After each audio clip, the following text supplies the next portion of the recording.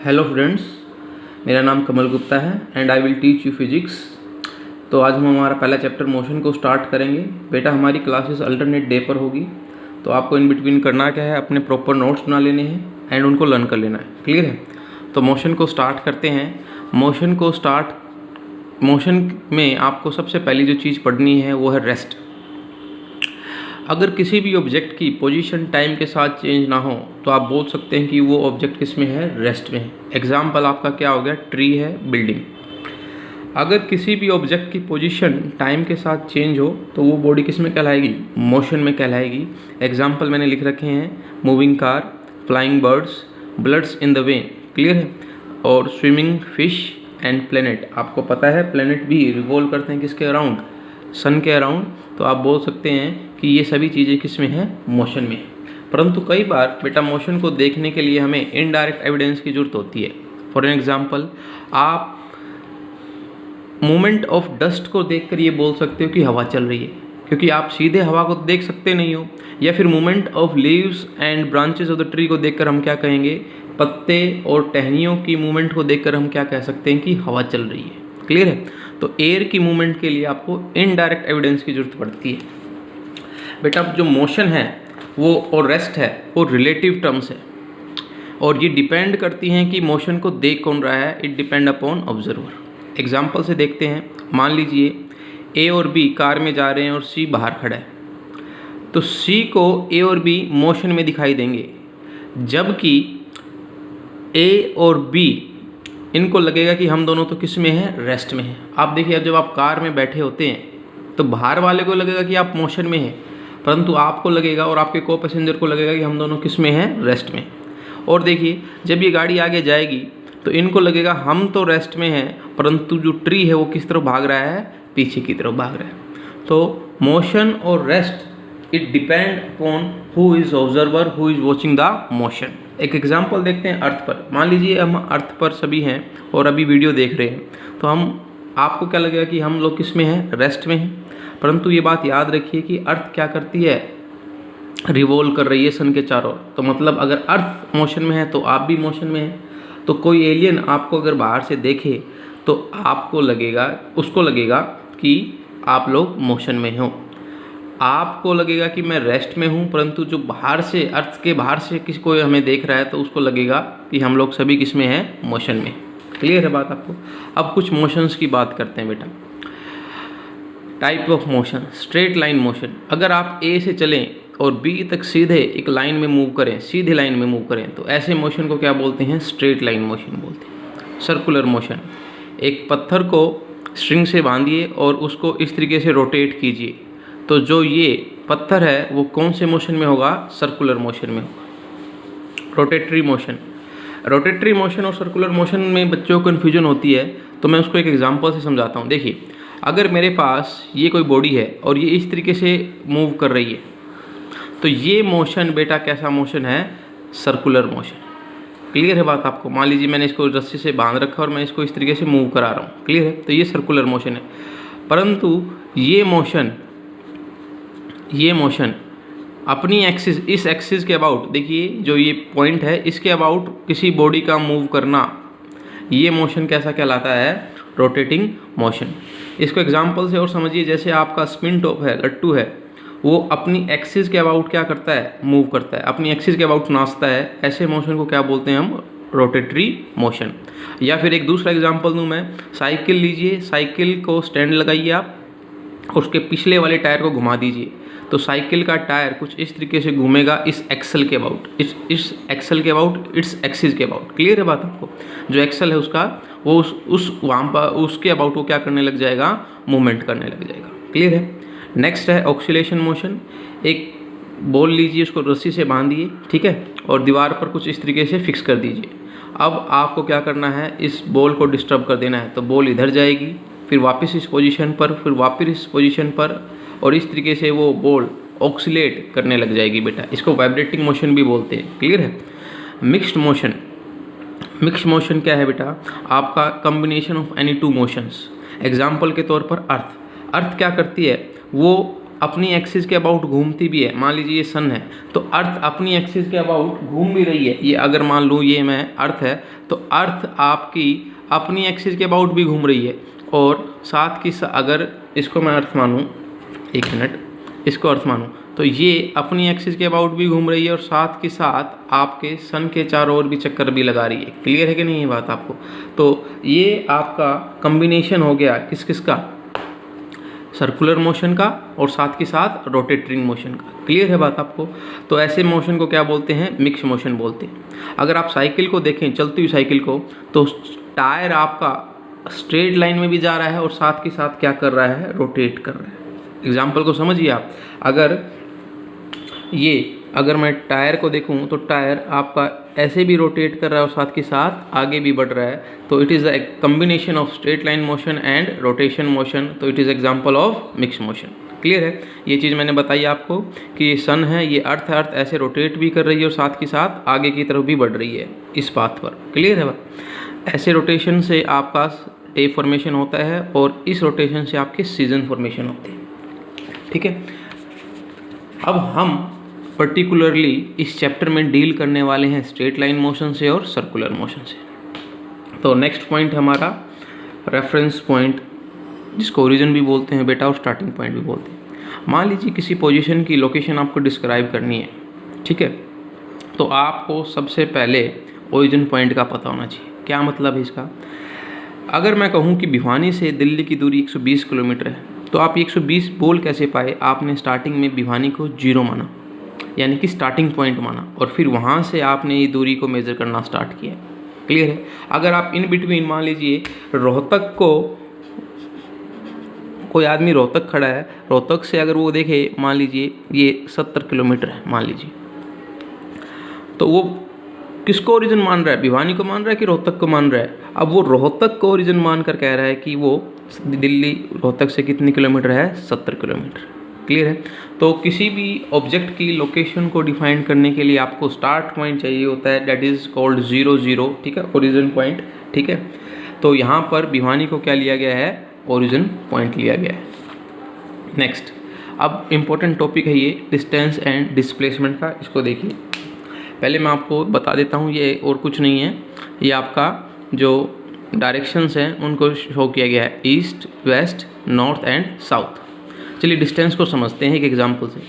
मान लीजिए एक आपके पास कोई भी शार्क मछली है और इसको मूव करना पड़ा अपने शिकार के लिए 5 मीटर वेस्ट की तरफ, सॉरी ईस्ट की तरफ, 5 मीटर ईस्ट की तरफ, 2 मीटर साउथ की तरफ और वापस 5 मीटर वेस्ट की तरफ। ये ईस्ट की तरफ हो गया क्योंकि इस तरफ जा रही है तो बेटा वो ईस्ट डायरेक्शन हो गई है ना, और ये साउथ और ये वापस कौन सी हो गई? वेस्ट। तो डिस्टेंस अगर आपसे पूछी जाए कितनी इस मछली ने ट्रैवल की, तो आपके 2 आंसर आ सकते हैं। पहला आंसर जो नॉर्मली बच्चे सोचते हैं, 5 2 + 5 + 2 + 5 मतलब 12। तो यस, डिस्टेंस हुई क्या? टोटल पाथ लेंथ, जितनी पाथ वो चला है उसको आपको जस्ट सम अप करना है। क्लियर है? तो वो 12 मीटर आ जाएगी। ठीक है, इस 12 को बेटा मैग्नीट्यूड बोलते हैं। मान लो जो डिस्टेंस मैंने मेज़र की है उसकी जो न्यूमेरिकल वैल्यू जो आई है उसको आप बोलते हो मैग्नीट्यूड। किसी भी क्वांटिटी की, क्वांटिटी से मतलब यहाँ पर डिस्टेंस मेज़र कर रहा हूँ, जैसे टाइम बोलूँ मैं, टाइम 10 सेकंड है, तो क्वांटिटी तो टाइम हो गई और वो 10 है, उसको आप जो न्यूमेरिकल वैल्यू है, एक नंबर है, उसको हम क्या बोलते हैं? मैग्नीट्यूड बोलते हैं। और जो सेकंड है वो यूनिट है टाइम को मेज़र करने की। जैसे डिस्टेंस को आप मेज़र किस में करते हैं? मीटर में मेज़र करते हैं। क्लियर है बात आप? तो 12 मीटर जो आपका आंसर आया है डिस्टेंस का, तो 12 आपका मैग्नीट्यूड है और ये मीटर क्या है? यूनिट है। नंबर 2 बात देखिए, 12 मीटर आ गया, आपको कोई मतलब नहीं आप किस डायरेक्शन में चले, आपने जस्ट सम अप कर दिया है 5 + 2 + 5। नॉर्थ, ईस्ट, वेस्ट, साउथ बताने की कोई भी आपको आवश्यकता नहीं है। तो डिस्टेंस में जस्ट आपको पाथ लेंथ को कवर कर लेना है और कोई डायरेक्शन नहीं होगी। अब कई बच्चे इस चीज़ को ऐसे भी सोच सकते हैं, अगर मेरा आपसे क्वेश्चन था कि ये मछली कितना मूव करी है, इस मछली ने कितना मूव किया है अपने भोजन के लिए, अपने शिकार के लिए, ठीक है, तो कोई बच्चा ऐसे भी सोच सकता है कि सर देखो उसने स्टार्ट किया था यहाँ से और एंड किया यहाँ पर, तो मैं ये बोल सकता हूँ वो 2 मीटर चली है किस डायरेक्शन में? साउथ डायरेक्शन में। नेट जो इफेक्टिव जो चली है कितनी चली है 2 मीटर इन साउथ डायरेक्शन। तो ये जो 2 मीटर आया है, लेकिन इस 2 मीटर के साथ एक चीज़ कंपलसरी हो गई आपको बतानी, वो है क्या, डायरेक्शन। तो इसी चीज़ को बोला गया है डिस्प्लेसमेंट। एक्चुअली में डिस्प्लेसमेंट है क्या बेटा, change in position. Start point ये था, फाइनल पॉइंट ये है, मुझे कोई मतलब नहीं है कि मेरा कौन सा पाथ है, मुझे बस स्टार्ट पॉइंट और एंड पॉइंट से मतलब है। तो change in position with direction हो तो उसको क्या बोला जाता है, डिस्प्लेसमेंट। उसकी नोटेशन कैसे करेंगे आप, 2 मीटर, या तो एरो लगा के ये दिखाएंगे कि वो नीचे की तरफ है, या फिर लिखेंगे 2 metre towards the south. Direction is must in case of displacement. Clear है। तो डिस्प्लेसमेंट को मैं कैसे लिख सकता हूँ, final position minus initial position. Change का मतलब क्या होता है, फाइनल माइनस इनिशियल। क्लियर है बात आपको। इस बात को नोटिस करें आप बेटा कि डिस्टेंस में आपका सिर्फ और सिर्फ मैग्नीट्यूड काम आएगा, एक नंबर काम आएगा, न्यूमेरिकल वैल्यू काम आएगी, परंतु डिस्प्लेसमेंट में आपका क्या काम आने वाला है, आपका मैग्नीट्यूड भी काम आने वाला है और डायरेक्शन भी बताना मस्ट है। एक एग्जांपल कहूँ मैं, अगर मैं कहूँ कि क्या इसका फिजिकल फ़ायदा या बेनिफिट क्या है डिस्प्लेसमेंट और डिस्टेंस का, अगर मैं यहाँ से कहूँ कि मैं ए पॉइंट से 2 मीटर चला, तो 2 मीटर आप कह सकते हो मे बी आप इधर गए हो, इधर गए हो, इधर गए हो, किसी भी एक डायरेक्शन में जा सकते हैं। तो मैं कोई डायरेक्शन को स्पेसिफाई नहीं कर रहा हूँ, तो मैं जस्ट आपको क्या बता रहा हूँ, डिस्टेंस बता रहा हूँ। लेकिन अगर मैं कहूँ कि मैं 2 मीटर नॉर्थ की तरफ गया, तो आपको कन्फर्म है कि मैं इस तरफ गया हूँ। क्लियर है, ये वाला पाथ मैंने क्या किया है, अडॉप्ट किया है। तो एग्जैक्ट अगर आपको इन्फॉर्मेशन देनी होती है तो आप मैग्नीट्यूड के साथ साथ डायरेक्शन भी बताते हैं। क्लियर है बात आपको, डेट इज़ आप वहाँ पर किस टर्म का यूज़ कर रहे हैं, डिस्प्लेसमेंट टर्म का यूज़ कर रहे हैं। क्लियर है। डिस्टेंस और डिस्प्लेसमेंट को नंबर लाइन पर समझते हैं। मान लीजिए ये एक नंबर लाइन है, जैसे आप जानते हैं इधर नेगेटिव होगा, इधर क्या होगा, पॉजिटिव, 0, 10, 20, -10 और 20। मैंने 0 पर मैं खड़ा हूँ, मान लीजिए इस साइड को मैं राइट साइड लिख रहा हूँ और इस साइड को मैं लेफ्ट साइड लिख रहा हूँ। क्लियर है। तो 0 पर मैं खड़ा हूँ और मैं ए से बी पर गया, ए से बी पर गया, 0 से इधर गया। तो डिस्टेंस तो क्या होती है, जितना आपने मूव किया है तो आपकी कितनी आ जाएगी बेटा, 20 आ जाएगी। जबकि डिस्प्लेसमेंट कितना, अब देखिए ये एक स्ट्रेट लाइन है, स्टार्ट पॉइंट आपका ये हो गया, एंड पॉइंट ये हो गया, क्योंकि डिस्प्लेसमेंट स्टार्ट और एंड पर डिपेंड करती है। तो डिस्प्लेसमेंट भी इस बार आपकी कितनी आएगी, 20 आएगी। नोटिस करते जाएं आप बात को। मान लीजिए अब मैं पहले ए से बी पर गया और अब बी से वापस किस पर आ गया, सी पर। तो पाथ मेरा हो गया ए से बी और बी से वापस सी पर।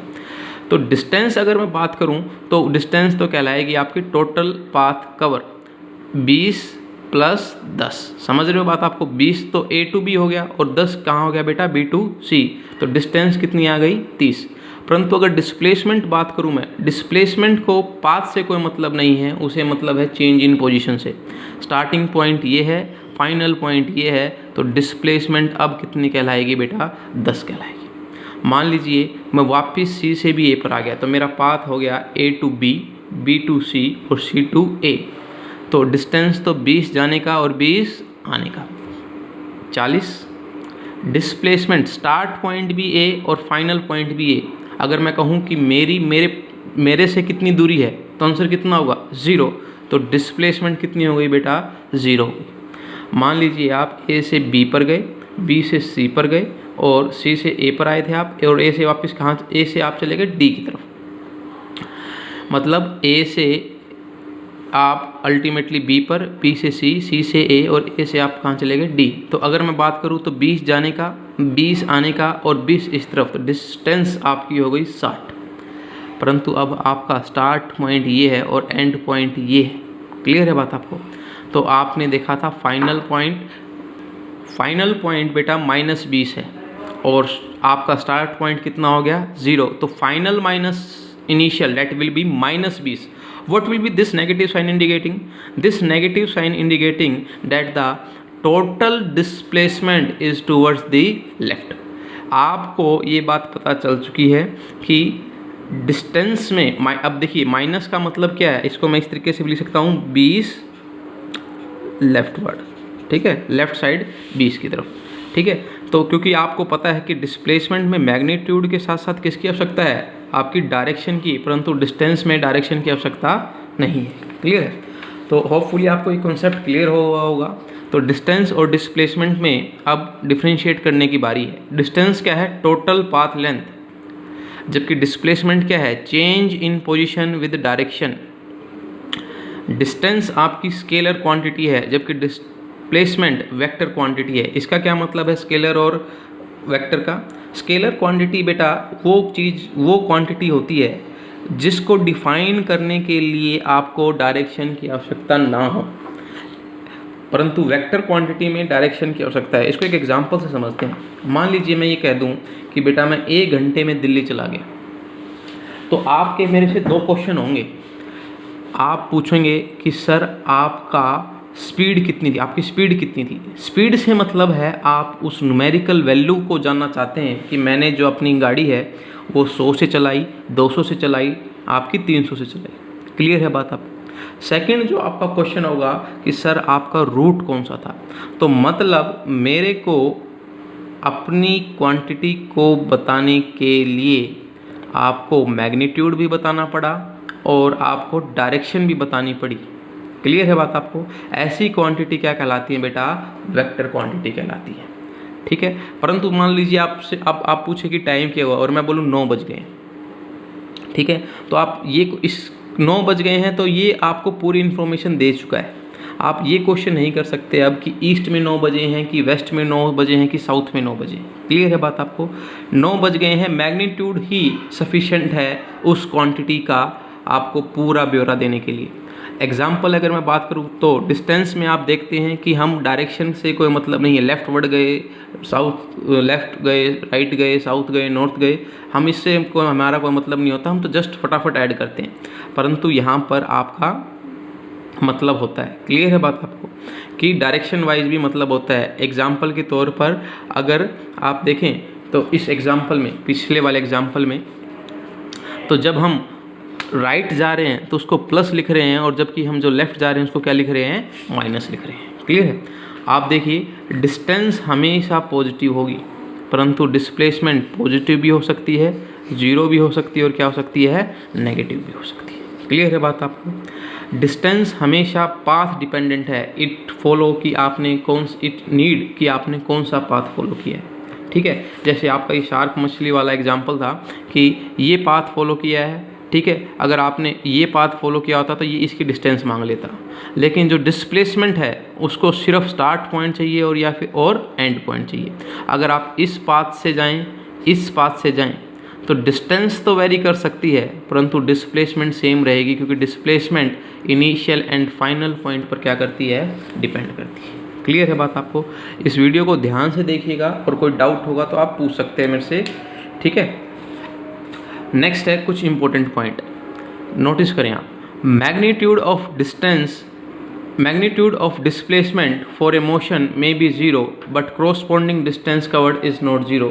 ये एग्जांपल आप देखिए, यही वाला, इस पर्टिकुलर ए से बी जाने पर और बी से वापस ए आने पर डिस्टेंस तो 40 है परंतु डिस्प्लेसमेंट कितना है, 0 है।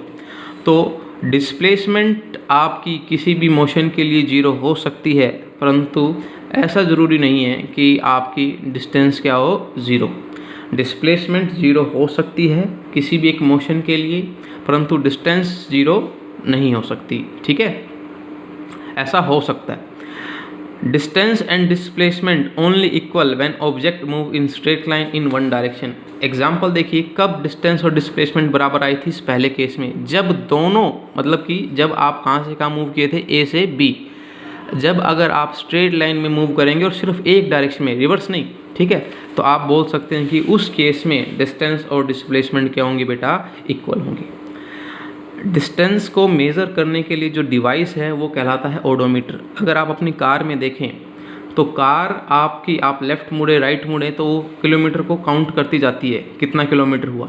तो अल्टीमेटली जो कार में जो डिवाइस लगा हुआ है वो क्या है, ओडोमीटर, और वो आपको क्या मेज़र करके दे रहा है, डिस्टेंस मेज़र करके दे रहा है। क्लियर है? अब कुछ एग्जाम्पल से डिस्टेंस और डिस्प्लेसमेंट को समझते हैं। मान लीजिए मैंने ए से स्टार्ट किया और बी पॉइंट पर मैं गया हूँ, 3 मीटर मैं इस तरफ चला और 4 मीटर मैं इस तरफ चला। अगर मैं आपसे डिस्टेंस पूछूं तो आपका आंसर होगा सीधा, आप 3 और 4 को जोड़ देंगे। क्लियर है।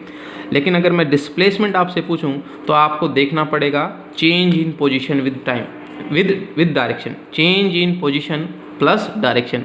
तो आपकी स्टार्ट पॉइंट ये है, एंड पॉइंट आपका ये है। क्लियर है।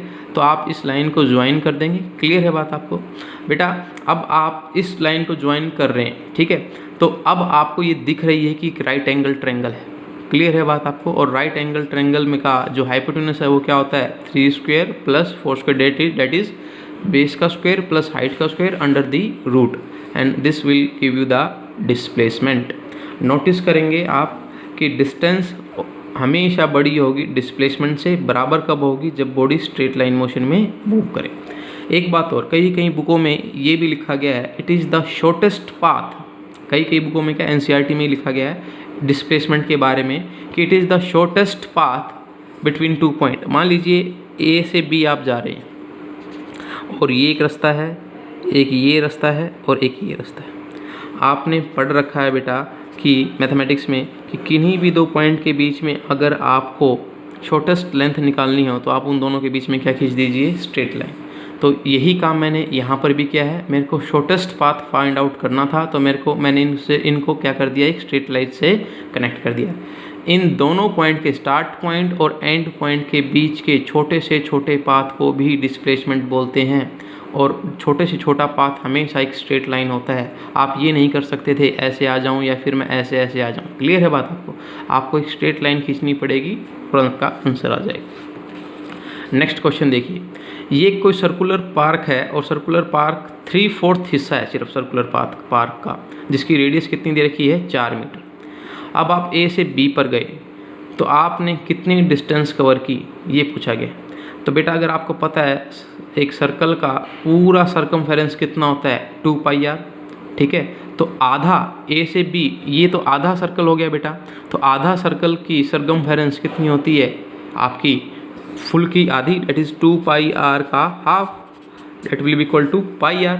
तो पाई आपको पता है, आर की वैल्यू 4 पुट कीजिए, आपकी जो डिस्टेंस आई है वो कितनी होगी, 4π मीटर। अब मैं बात करता हूँ डिस्प्लेसमेंट की। डिस्प्लेसमेंट आपका क्या देखती है, स्टार्ट पॉइंट और एंड पॉइंट को, ठीक है। उसको मतलब नहीं आप किस पाथ से है। तो अगर मैं देखूँ this will be my displacement, ये भी 4 है और ये भी बेटा एक रेडियस हो गई, तो ये भी कितना हो गया, 4। तो आंसर कितना आ गया, 8 मीटर। क्लियर है। नाउ अब क्वेश्चन आपके लिए, आपको घर से ट्राई करना है। आपको ए से सी पर आप चले गए तो डिस्टेंस ए सी की कितनी होगी और डिस्प्लेसमेंट ए से सी मोशन की कितनी होगी। मैं आपको एक हिंट दे देता हूँ, ये 3/4 क्वार्टर है, 3/4 पार्ट है किसका, सर्कल का। क्लियर है बात। इस चीज़ को नोटिस करते हुए आप इस क्वेश्चन को सोल्व करें। एक क्वेश्चन और देखिए, एनसीईआरटी में गिवन है। एक पार्क है, स्क्वायर है पार्क, जिसकी साइड कितनी है, 10 मीटर है। और एक बंदा यहाँ से भागना स्टार्ट करता है, ठीक है, और इस पार्क की बाउंड्री के अक्रॉस भाग रहा है। वो एक राउंड का मतलब कितना मीटर हो गया बेटा, 40 मीटर हो गया, को 40 सेकंड में कवर कर लेता है। तो बताइए displacement at the end of 2 minute 20 second. 2 minute 20 second के बाद उसने कितनी डिस्प्लेसमेंट कवर की है, ये आपको बताना है। तो 2 मिनट 20 सेकंड अगर हम बात करें तो इसको पहले सेकंड्स में कन्वर्ट कर लेता हूँ बेटा। 2 × 60 ये तो हो गया, प्लस 20 तो 140 सेकंड आ गई बेटा मेरे पास। क्लियर है। तो अभी आपको बोला गया है कि वो एक चक्कर कितने सेकंड में कवर करता है, 40 में। तो 40 में 1 कवर हो जाएगा, क्रॉसपॉन्डिंग 80 में 2, 120 में कितने हो जाएंगे, 3। तो अगर आप देखें एक कवर करने का मतलब वापस यहाँ पर आना, तो डिस्प्लेसमेंट तो 0 हो जाती है क्योंकि यहीं से चला और यहीं पर ख़त्म। तो 120 सेकंड के बाद अगर मेरे से कोई डिस्प्लेसमेंट पूछता तो मेरा आंसर कितना होता, 0 होता। क्लियर है बात। लेकिन उसने पूछा कितना है, 140 के बाद, मतलब 20 सेकंड आपके पास बच गए। क्लियर है। 40 सेकंड में वो पूरा एक राउंड ले लेता है, ठीक है। तो 20 सेकंड में आधा राउंड ले लेगा, तो यहाँ पर सी पॉइंट पर पहुँच जाएगा बेटा। समझ रहे हो बात आपको। तो आपको ये, अब वो आपका स्टार्ट पॉइंट ये हो गया और एंड पॉइंट ये हो गया। क्लियर है। तो आपको पता है डिस्प्लेसमेंट के लिए आपको इन दोनों पॉइंट को एक स्ट्रेट लाइन से जोड़ना होगा, ठीक है। It will be A right angle triangle और जिसका हाइपोटेन्यूज आपको फाइंड आउट करना है। तो अंडर रूट 10 का स्क्वायर प्लस 10 का स्क्वायर सोल्व करेंगे तो कितना आ जाएगा 10√2 मीटर। और डिस्प्लेसमेंट में डायरेक्शन भी आपको बतानी है तो अलोंग AC। क्लियर है बात आपको? ठीक है, आप इस वीडियो को देखिए और कोई डाउट हो तो मेरे से आप कांटेक्ट कर सकते हैं, पूछ सकते हैं। ठीक है, थैंक यू।